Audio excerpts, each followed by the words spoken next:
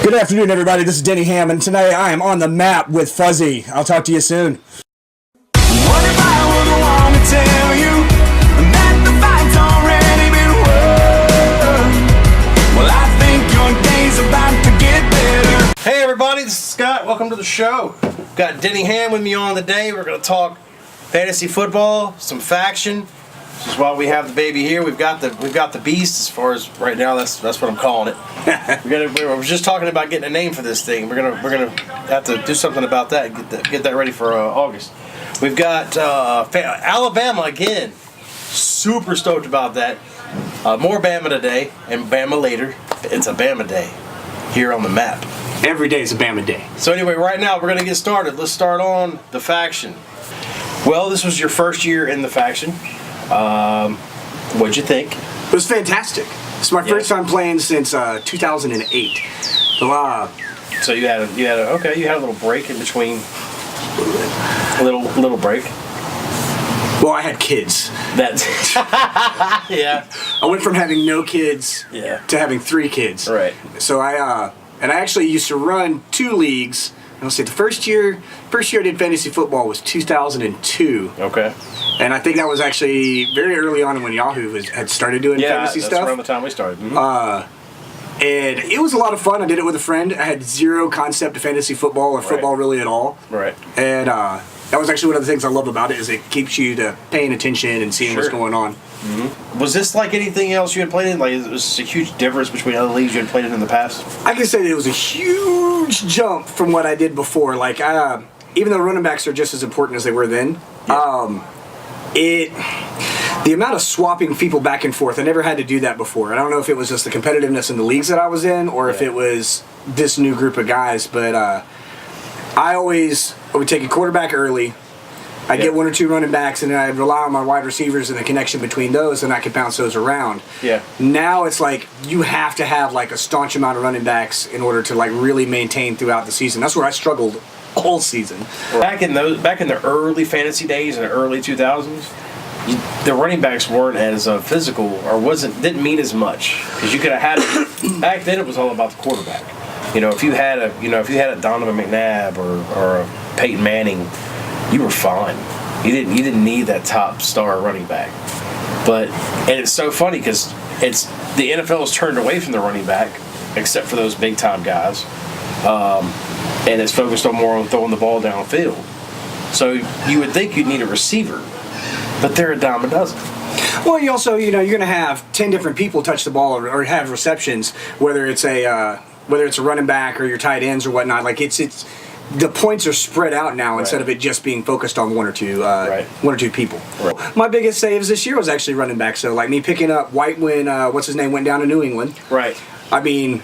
That he was never going to be as dominant as a starter, but he pulled the ball down every time it was thrown to him, and he still got a decent chunk of yards every game. And then Breda in San Francisco, when he started being the lead to take the snaps, that was actually what gave me my couple of wins right there in the middle of the season. Well, you were last place, right?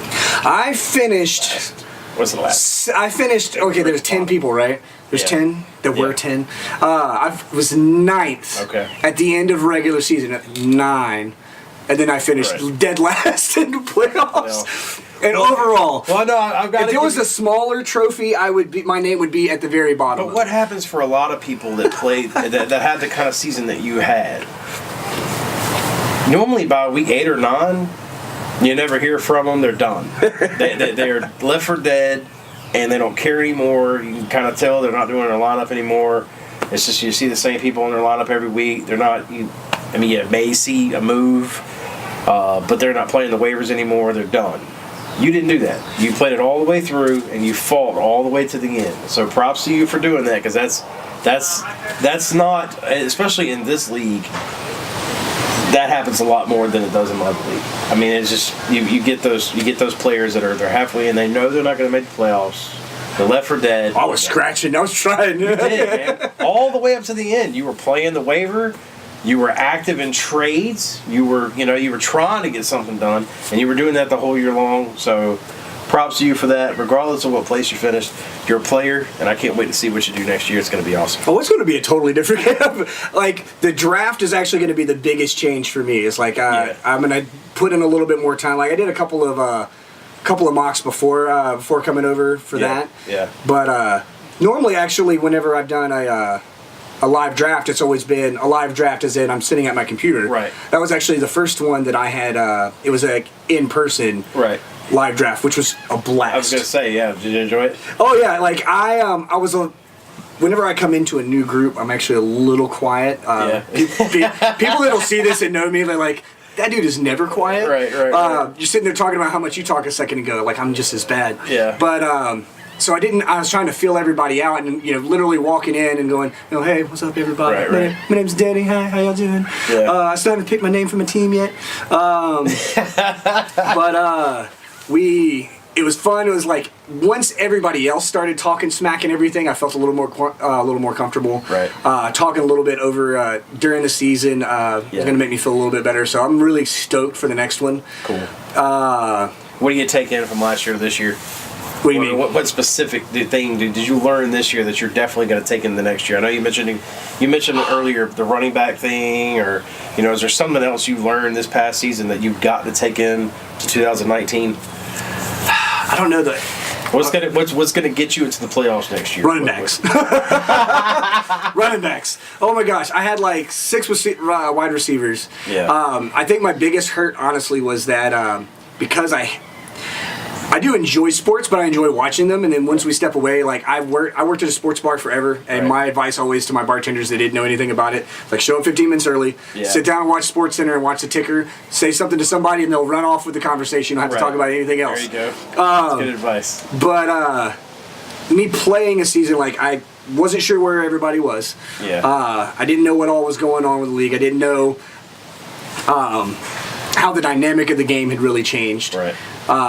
So it's really about me becoming more comfortable and more familiar with what was going on. I mean, how things even still went in last season, and then the rules changes in the last season, and the rules changes coming into this season. Mm-hmm. Like, it's going to be, not only is it affecting the game, it's affecting how we're going to have to look at people. And how we play our game. Right. So, I mean, I'm stoked for it. I know that it's not going to be me revealing any secrets. I got to take more running backs early. That's how I feel. Yeah. Like I need to make sure that I'm getting 1 to 3 solid running backs off the cut.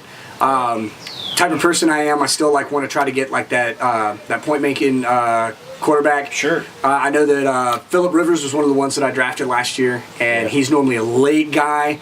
Yeah. Tell you what, he was an easy swap every time because he's consistent. He's always going to put in points. Yeah. What if I were the one to tell you that the fight's already been won? Well, I think your day's about